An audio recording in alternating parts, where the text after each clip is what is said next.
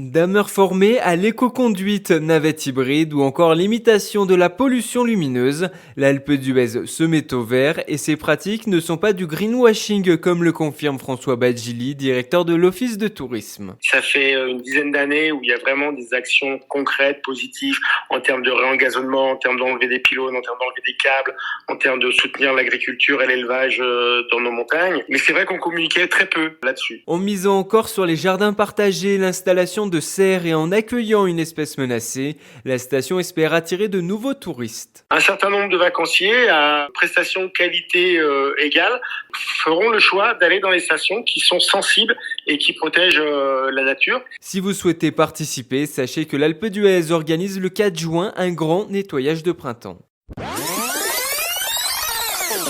Sur la ligne de départ, en février, 80 communes étaient présentes pour ce sprint, mais seulement 18 ont obtenu cette distinction.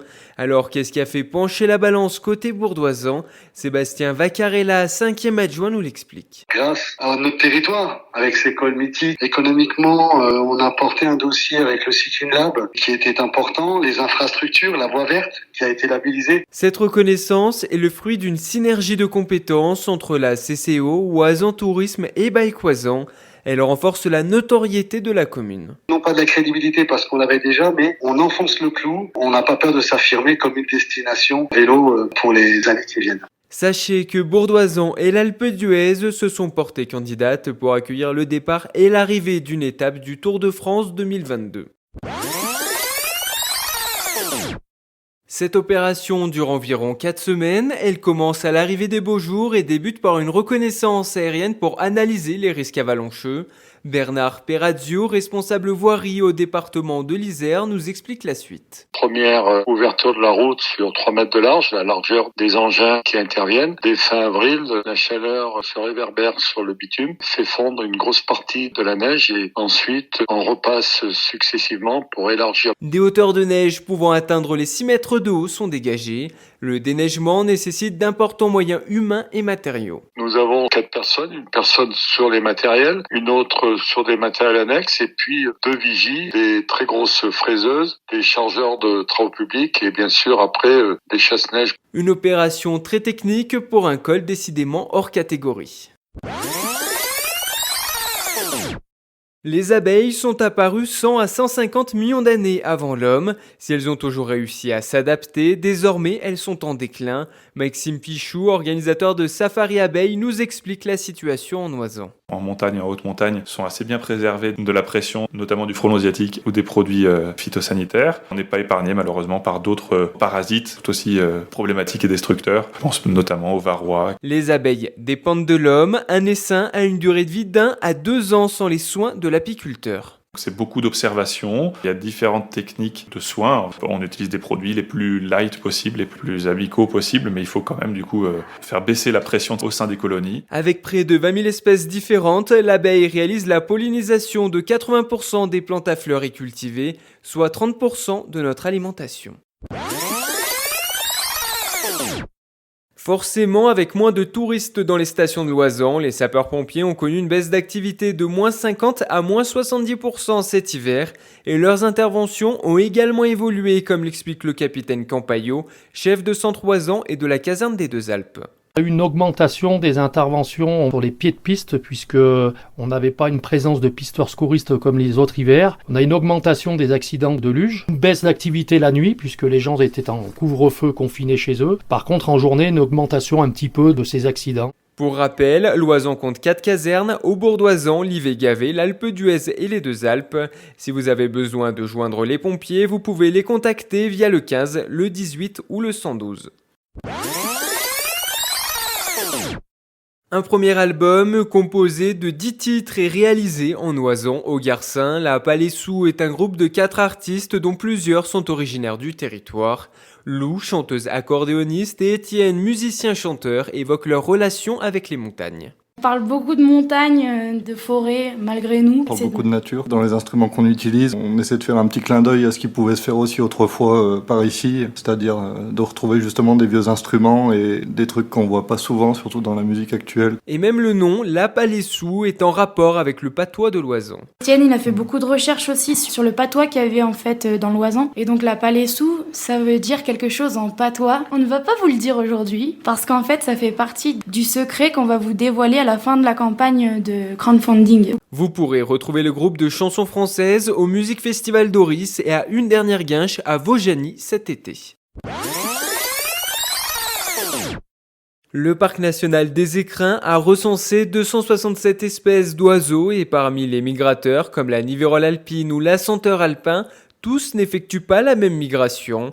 Nicolas Bertrand, garde-moniteur en Oisan, nous l'explique. On a la migration altitudinale et quand les hivers sont trop rigoureux, certains vont descendre jusque dans les vallées, mais d'autres vont simplement migrer de quelques centaines de mètres. On va aussi avoir des migrateurs au long cours, donc c'est des oiseaux qui vont aller jusqu'au sud de l'Afrique. Et puis on a des oiseaux qui vont effectuer des migrations de seulement quelques dizaines à quelques centaines de kilomètres. Tous les oiseaux ne quittent pas l'Oisan lorsque l'hiver arrive, c'est le cas du pinson du Nord. On appelle des oiseaux hivernants.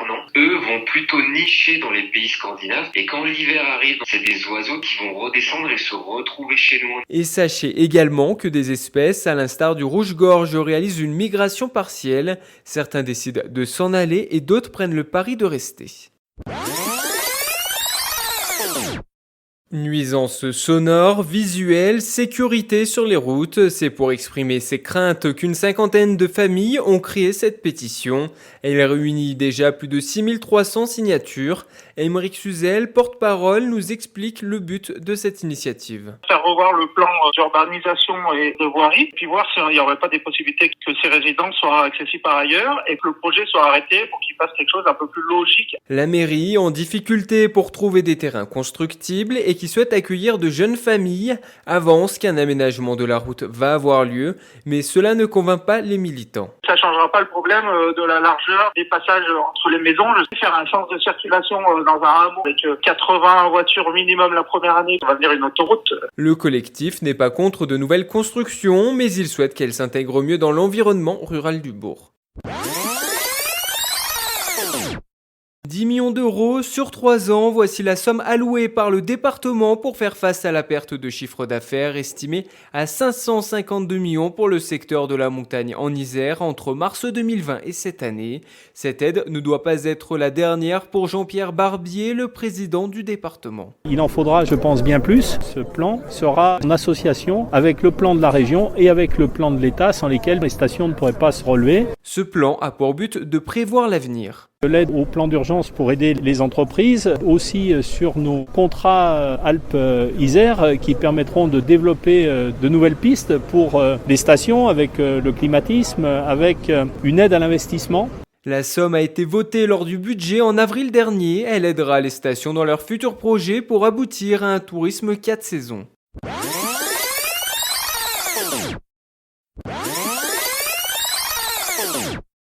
Florian Joigny est triple champion de France de handibike dans 2 catégories, contre-la-montre et départ en ligne. Âgé de 29 ans, il est également le premier tétraplégique à avoir bouclé un Ironman. C'était à Barcelone en 2017. Entre copains, une rigolade, on avait regardé si ça avait déjà été fait, c'était pas le cas. Je me suis lancé ce défi et ça m'a aidé dans ma reconstruction post-accident à avoir un but, trouver la motivation pour s'entraîner sur le plan mental, psychique, ça m'a beaucoup aidé. Avec son quotidien de sportif de haut niveau, le Bourca a des objectifs élevés. En 2022, je voudrais refaire un triathlon Ironman, descendre sous les 13 heures, ramener un jour un maillot de champion du monde, viser une médaille aux Jeux de Paris en paracyclisme, voir la médaille d'or. Mais avant Paris, place aux Jeux de Tokyo cet été, et cela passe par des médailles lors de cette Coupe du Monde et les mondiaux en juin. Ces 6 mois de fermeture n'ont pas été synonymes de repos à l'espace musée de Vaujany. Au contraire, les 2 agents permanents ont travaillé pour renouveler l'offre, comme l'explique Amandine Vert, responsable du pôle culture. On a maintenu des visites intra-musées pour garder, nous, nos réflexes, créer de nouvelles animations. Tout ce qui concerne l'ornithologie, les oiseaux, on a essayé de parfaire un peu nos connaissances. Cette pause forcée a également permis d'effectuer des travaux de maintenance.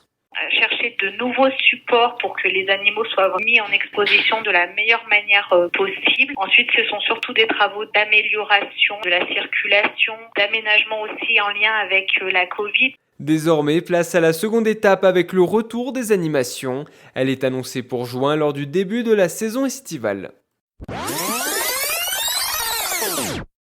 Impatient, content, voici les termes utilisés par Grégory Vallée, propriétaire du restaurant L'Imprévu à l'Alpe d'Huez quand on lui demande comment il se sent à l'approche de la réouverture.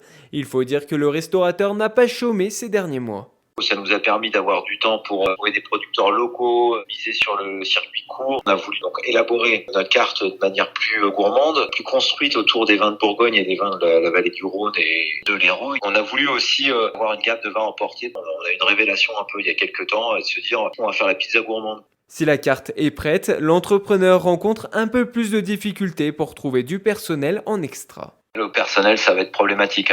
On y arrivera, quoi. Au début, c'est peut-être compliqué pour les uns et pour les autres, mais je pense qu'on arrivera à retrouver du personnel, à retrouver des équipes. À l'imprévu, on a hâte également d'être le 9 juin pour accueillir les clients à l'intérieur le soir, car à 1800 mètres d'altitude, la terrasse en soirée reste risquée. Comme une mauvaise blague, la confirmation est arrivée le 1er avril. Après 124 ans d'existence, l'usine devrait fermer en septembre. Une décision difficile à comprendre pour Gilles Strapazzon, conseiller départemental. Elle dispose d'outils performants, de savoir-faire unanimement reconnus, de cette capacité à produire le silicium d'une très très grande qualité. Pour alerter sur ce caractère indispensable, nécessaire production dans nos usines alpines. La direction justifie la fermeture par des pertes de 74 millions de chiffre d'affaires sur 2 ans. Pour notre interlocuteur, c'est la mauvaise gestion qui est à l'origine des problèmes. Combien de millions d'euros ont été engrangés par la direction?